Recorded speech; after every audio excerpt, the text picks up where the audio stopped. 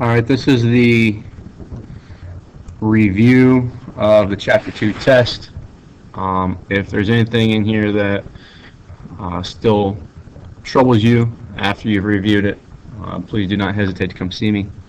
What I'm going to do through this review is kind of skip through the vocabulary. If it's a vocabulary question that you don't know, it's something vocabulary is pretty easy for you to be able to look up and determine what it is. So I'm going to skip through that. As we see, this is a postulate, so I'll talk about this. When two distinct lines intersect, they intersect in exactly 1 point. So postulate, again, that's the segment addition postulate. Vocab word, vocab word, vocab word, vocab, vocab, vocab,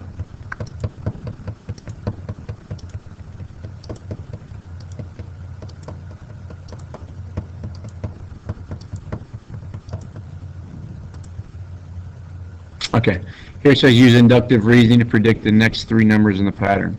A lot of people struggle with this because they were typing things in that were equivalent decimals, but decimals are not part of the pattern.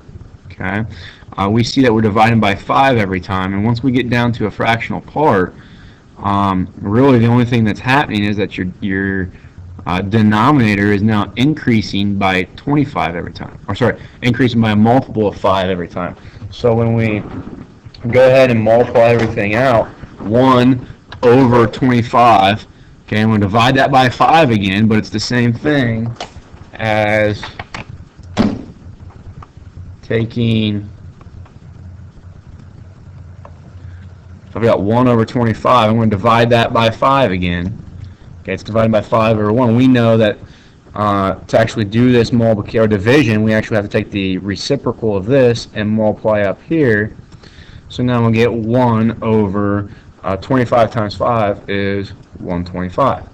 So that's going to be the result that goes here, 1 over 125. Okay. Then we're going to divide by 5 again. Well, that's the same thing as multiplying by a fifth. Okay, so I'm going to take 125 times 5, and it gives me 625. So this result is 1 over 625. And now I'm going to take 625 and multiply by 5 to get that new denominator, and that ends up giving me 31. 25 on the bottom, and my numerator stays 1. A lot of people were saying my calculator, they recognize this. They recognize that each single time we're dividing by 5. So they take 1 over 25 and divide by 5, and it gives them that, which they then go to math 1 fraction, and it changes it back to the fraction of 1 over 25th. And then they take that and divide it by 5 again, and it gives you that. And they divide by 5 again, and it gives you that. Okay, so my calculator is doing it, but I think it's because I've got a newer calculator. I'm in a different mode. If I go down to classic, so now I do 1 divided by 25 divided by 5. I get that. Calculator changes it to a fraction for me. Divide by 5 again. Divide by 5 again. Okay, so mine's still doing it. I don't know if it's because I've got a newer calculator or not, but a lot of people are getting a decimal here in their calculator, so they're getting 1 divided by 3125. So they're getting something that looks like 0.00032, and they're saying my calculator won't change that to a fraction for me. Well, at times your calculator won't, if this denominator gets really big, a lot of times your calculator, especially if you got the handheld one, not the one on the computer, your calculator is not going to do that for you. So you got to recognize that, hey, that decimal is not part of the pattern that I'm seeing over here. Okay, so you got to look at the denominators and see that those denominators are increasing by a multiple of 5 every time. So 5 times 5 is 25. 25 times 5 is 125. 125 times 5 is 625. 625 times 5 is 3125. Okay, typing in that decimal would have counted it wrong, because that's not part of the pattern.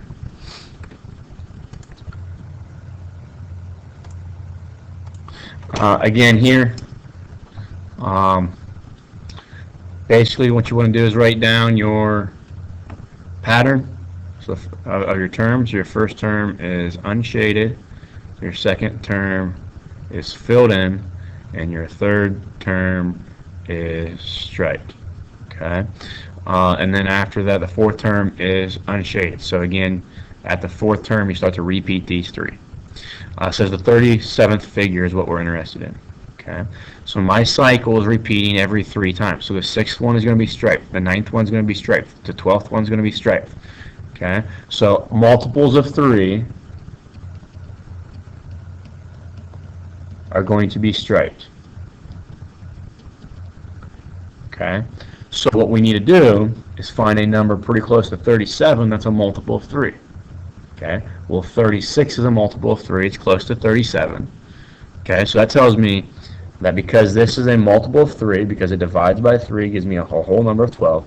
So this is a multiple of 3, so the 36th term is going to be the same as the third term. The 36th term is striped.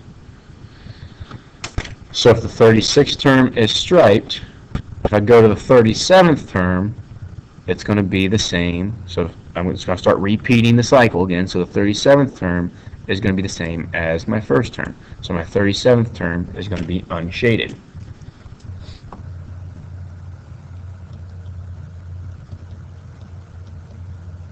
Okay. Some people looked at, maybe if I got 37th term, they go 39. That's a multiple, that's close to 37. So 39, because the multiple of 3 is going to be striped as well. But now 37 is before 39. So if this is 39 is the same as that one. So 38 would be the same as that one, and 37 would be the same as my unshaded. So 37 either way is going to be unshaded.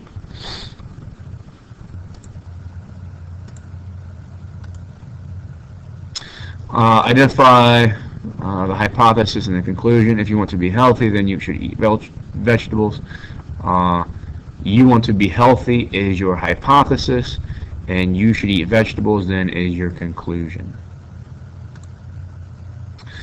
Write the sentence as a conditional. A contrapositive statement is equivalent to a conditional. Basically all you're going to do is write if a statement is a contrapositive, then it is equivalent to a conditional. If a statement is a contrapositive, then it is equivalent to a conditional statement. So in this case, it'd be option B.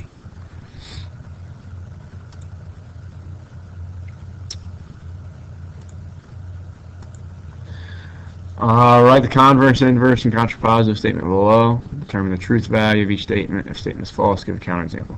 If I'm in San Diego, then I am in the West. Okay, so that's the conditional.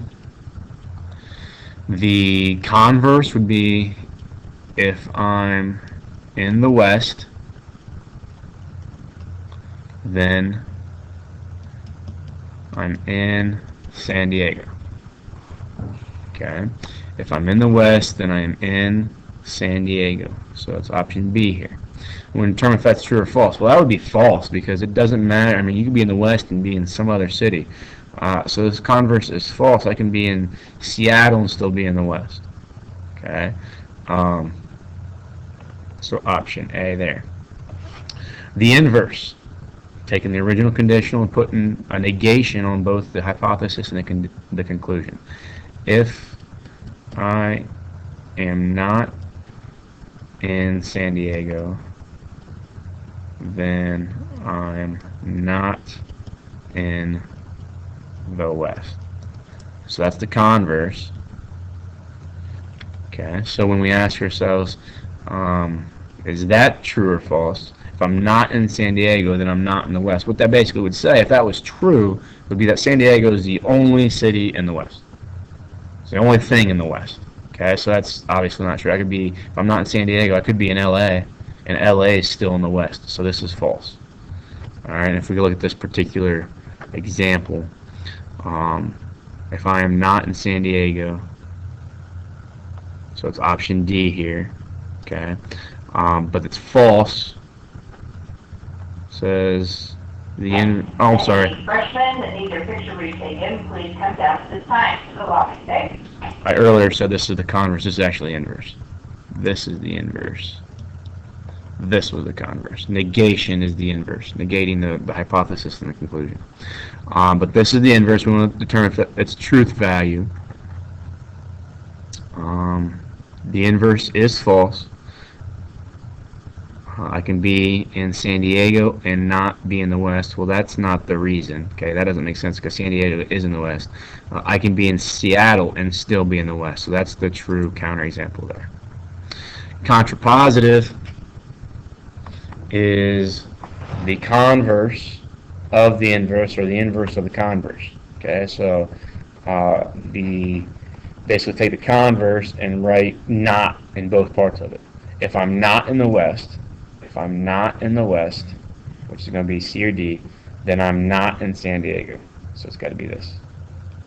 And that truth value would be true. If I'm not in the West, then I have to be in the East. And San Diego is not in the East, so this would be true.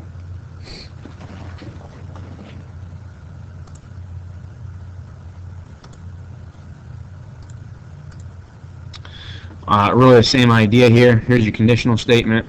It says, if angle 1 does not measure 38 degrees and angle 1 is not acute, that is a negation of both parts is the inverse. If angle 1 is acute, then angle 1 measures 38 degrees. That's the converse. Just flipping the hypothesis and the conclusion. If A is not acute, then angle A does not measure 38 degrees. That's your contrapositive. Okay, the conditional, if angle 1 is 38 degrees and it's acute, that's true. So automatically then we know the contrapositive is true as well because they're logically equivalent.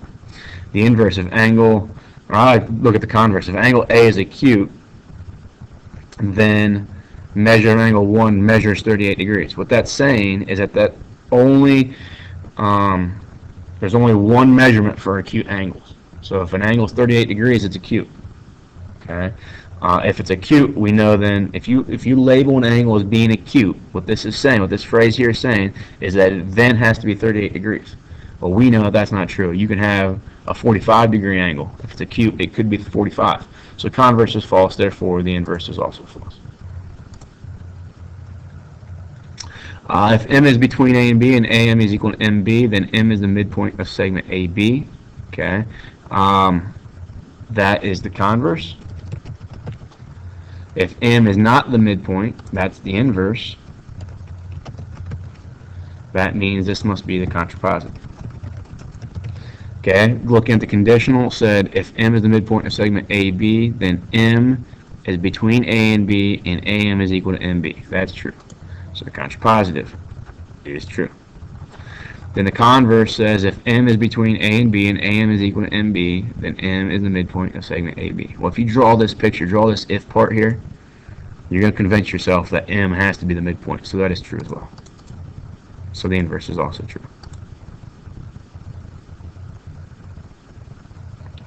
Looking here, just kind of justifying the postulates here. AD plus DB is equal to AB. That's the segment addition postulate. Taking two smaller segments, add them to get a total segment. Measure of angle 1 plus the measure of angle 2 is equal to the measure of angle CDB. That is the angle addition postulate. Part C, angle 2 is congruent to angle 6 because vertical angles are congruent. If D is the midpoint of AB, then AD is equal to DB. That's the definition of a midpoint. If ray DF bisects angle CDB, then angle 1 is congruent to angle 2. That's a definition of an angle bisector. Okay, these three go together. The next three steps, group of statements that follow directly from one another. ADF and FDB are a linear pair. ADF and FDB are a linear pair because we see that they are adjacent angles that form a straight line, and that's the definition of linear pairs. Then we see that in part F1, ADF and FDB are supplementary. Well, once we know they're a linear pair, we had a linear pair postulate that says any two angles that are a linear pair are supplementary. Now that I know they're supplementary, we can write this phrase, and the reason we can write that phrase is because of the definition of supplementary.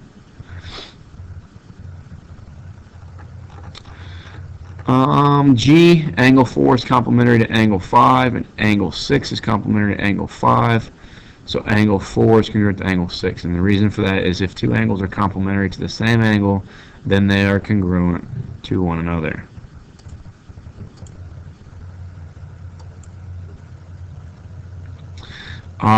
This is the reflexive property.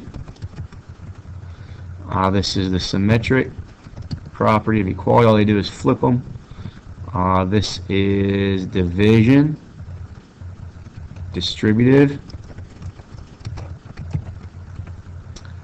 substitution. Oh, spelled it wrong.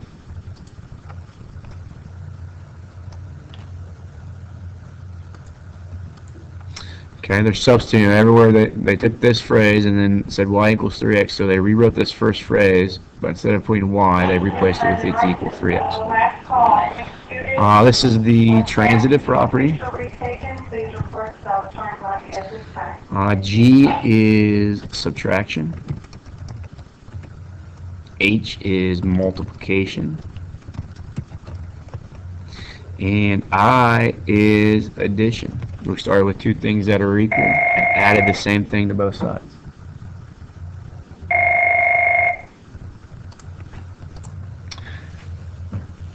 If angle 1 and angle 2 are supplementary, then measured angle 1 plus measured angle 2 is equal to 180.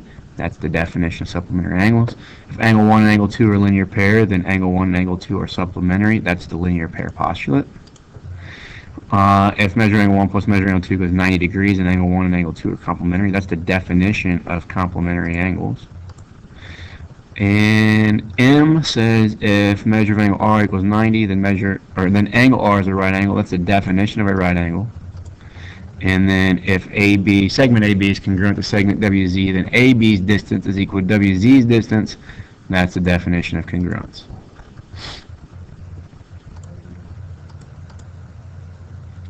Number 30, write two statements that form the biconditional.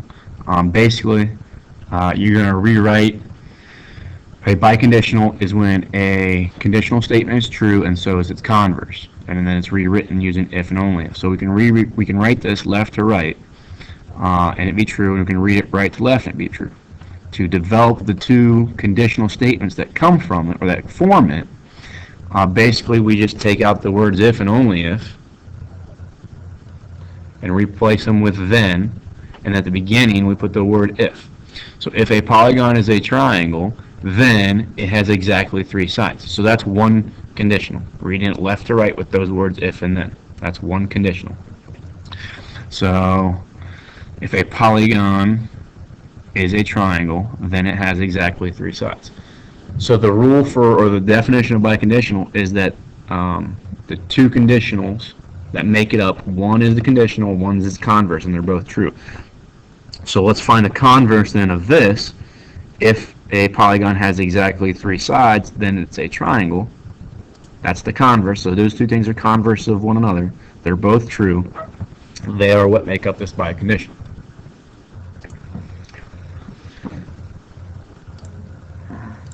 Use the law of detachment to make a conclusion. Remember, the law of detachment says that this part, the second phrase, has to match the hypothesis. If the band plays, then the people are happy. This says the band does not play. Okay, so that phrase there does not match this. Okay, so there's no conclusion.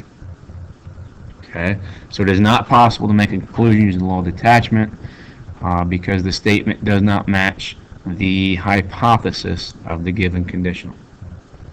All right, just because the band does not play does not mean the people are not happy.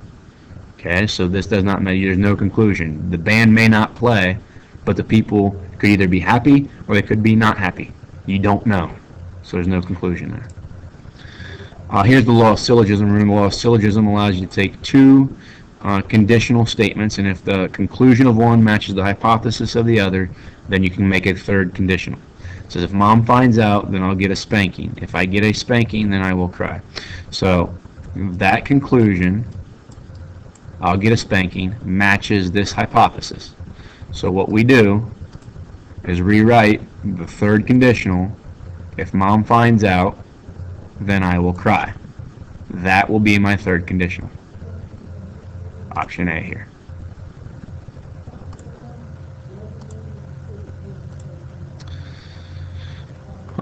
Here, kind of a proof here. We know that this is basically the given they give me. Now, the reason I know that these two things add up to 180, I can write that phrase, is because in the previous line it says supplementary, and that's what supplementary means, two angles that add up to 180 degrees. So this is the definition of supplementary angles. They then start saying, well, instead of CDE, let's call it X, because up here, CDE is X. Okay, and instead of EDF, they write it as 2x plus 9, because up here, EDF is the same as 2x plus 9, or 90. So when we do that, replace things with their equals, that's substitution. Now they're from this line to this line, all they do is they add the x and the 2x, and that's combining like terms or simplifying, but we know that Math Excel is a little bit different, and they call that distributive property. They then take this line here to get to this line, so they subtract 90 from both sides, so that's subtraction property. And then 3x equals 90, to go from 3x to x, they divide, so divide both sides, that's division property. What do they do here? They multiply both sides by 2, so multiplication property of equality.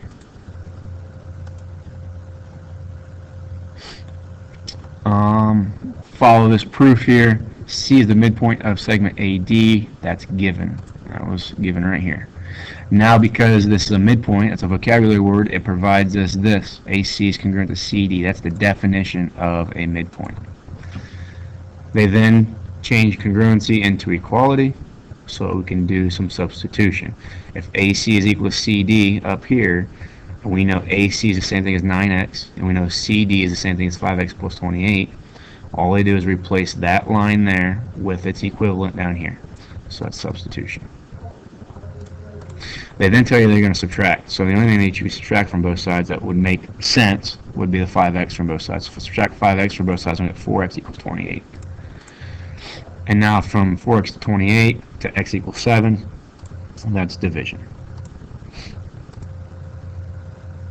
If dk is congruent to pu, then pu is equal to dk. That's the symmetric property being used. The reflexive property, you're just going to put angle, or that's when something is equal to itself or congruent to itself. This proof, we did this in class, is the proof of the theorem that says that says vertical angles are congruent. Basically what you're doing here is where you see the question mark, you're going to come down here and match up with the correct statement. So in statement 1, that was already given for you, so that's why I didn't write anything in here. Statement 2, you had to choose something over here. Angle 1 and angle 2 are supplementary. Angle 2 and angle 3, if we look at those in the picture, they're also supplementary. Okay, because angles that form a linear pair are supplementary. Okay. Now, and that's the linear pair postulate right there. Okay, if we were doing this by ourselves and you wrote linear pair postulate, that's fine. Now, because I know in step 2 that they are both supplementary, 1 and 2 are supplementary, and 2 and 3 are supplementary, I can actually write that out. 1 plus 2 is 180, and 2 plus 3 then should equal 180 as well. So option 3 down here is 180. Going over, how do I know that that's a true statement and that is a true statement? It's because they told me they were supplementary angles. And I know because of the definition of supplementary angles that I'm allowed to set them equal to 180. The next thing they do is because, let's see here.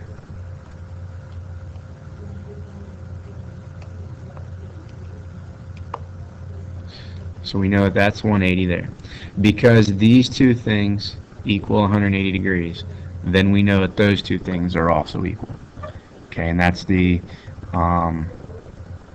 substitution property. So step 4, okay, that's substitution exists there, but that's not an option here. Our best answer then would be transitive, and I'll show you why it's transitive. If I write it out this way, measure of angle 1 plus measure of angle 2 equals 180, and then 180 equals measure of angle 2 plus measure of angle 3. This amount here is equal to 180, but 180 is also equal to this. So we got an A equals B and B equals C. So then we can say automatically that the first thing is equal to the last thing. A is equal to C. So 1 plus 2 is equal to 2 plus 3. So it is the transitive property if you think about it that way. Substitution would have been acceptable if it was an option down here.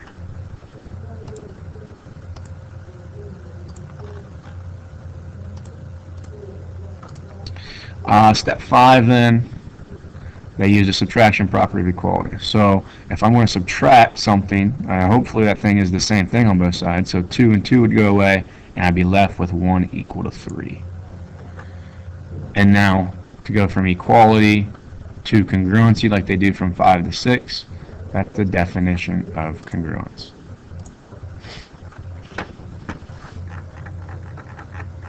I apologize for the format of this question. It's the best I could do, trying to eliminate some of the work for you, as well as trying to be as specific as I can with this proof, these statements, and these reasons. 39, complete the following theorem. If angle 1 and angle 2 are both supplements to angle 3, then angle 1 is congruent to angle 2. That is the congruent supplements theorem. Only one person caught that these two questions were the same. Angle 1 is congruent to angle 2 are both supplements to angle 3. Then 1 is congruent to 2. If you are a person that missed 39 and 40, let me know and I will go back and give you credit for one of them. Here it says set up a system of equations. There's multiple ways of doing this. You've got to look at relationships. Maybe the first relationship that people see is that that angle and that angle are vertical angles, so they're equal. 2x plus 3y equals 70. Some people may also see that that angle and that angle are vertical angles, so they'll say 2x minus y is equal to 110. Okay.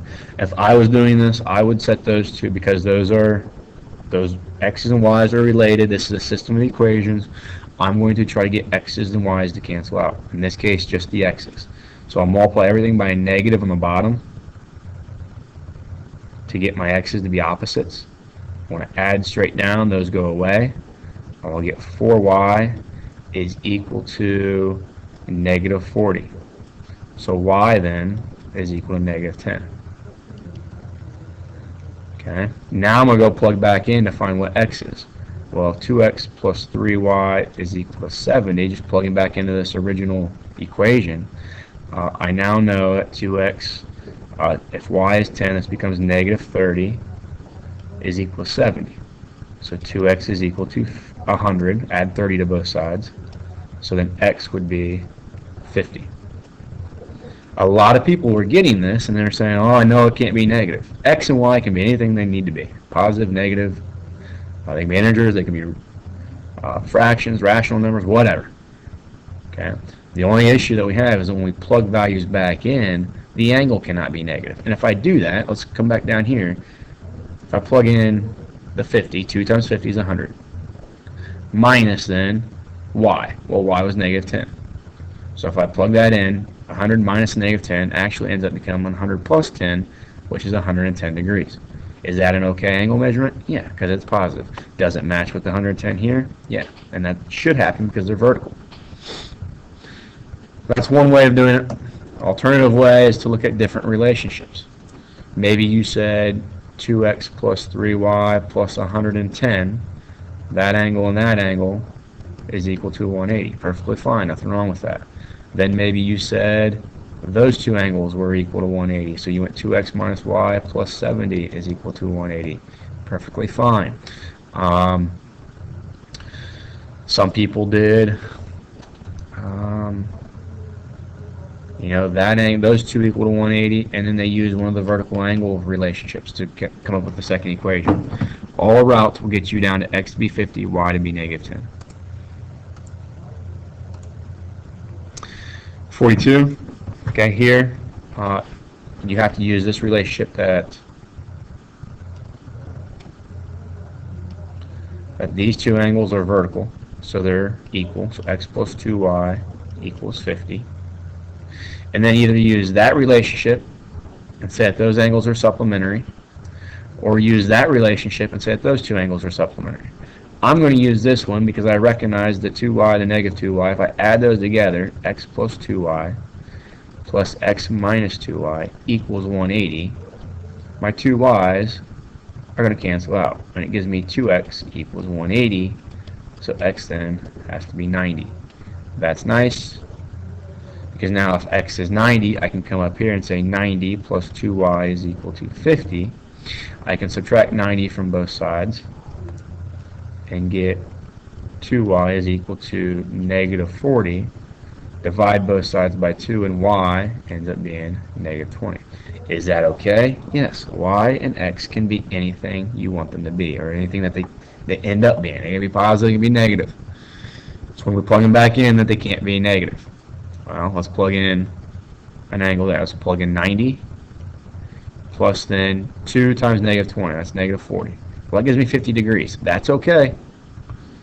That's positive, and it matches up to that 50. If I plug in here 90 minus a negative 40, so 90 minus a negative 40 is equal to 130.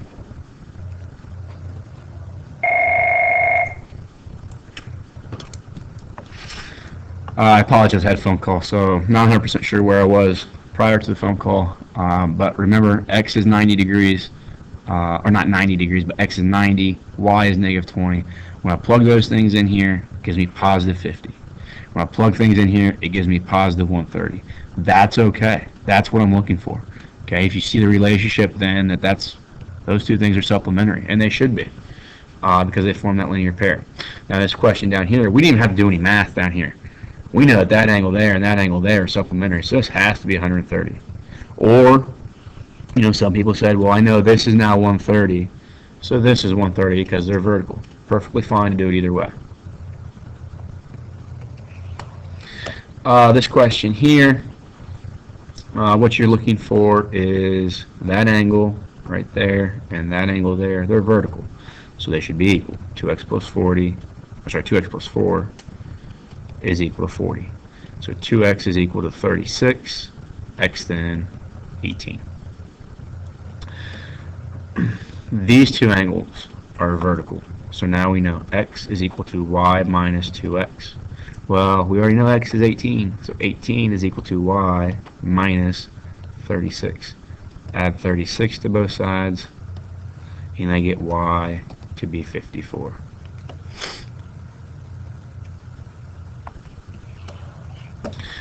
These are Math Excel's vertical angle questions. Measure 1 is 3x, 2 is y, and 3 is 87. So we'll go 3x is equal to 87 because those two angles are vertical. Now 87 divided by 3, that ends up being 29. So x is 29. Y then, I can set these two things.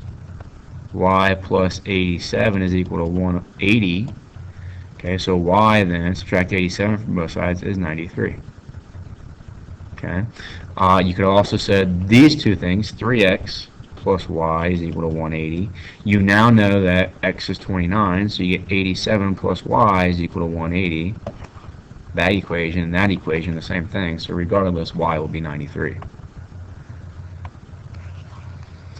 A little bit easier here, or I don't know if it's easier, just less steps probably. Vertical angles, so those two things are equal. So 2x is equal to 81 minus x. Add x to both sides, you get 3x is equal to 81. X then is 27. Okay, if x is 27, they're wanting to know what 2x is. What is this angle? Okay, 27 times 2, 54. Then they want 81 minus 27. 81 minus 27 is 54 as well. And that makes sense that those two things are the same because they're vertical angles. If two angles are congruent and form a linear pair, then each angle is a right angle. Again, if you have any questions about anything on this test and you need one-on-one help with it, let me know. But again, this is a great usage to stop this, play this over again. If you plan on doing the retake, make sure you look at this and use it as a tool to increase your grade.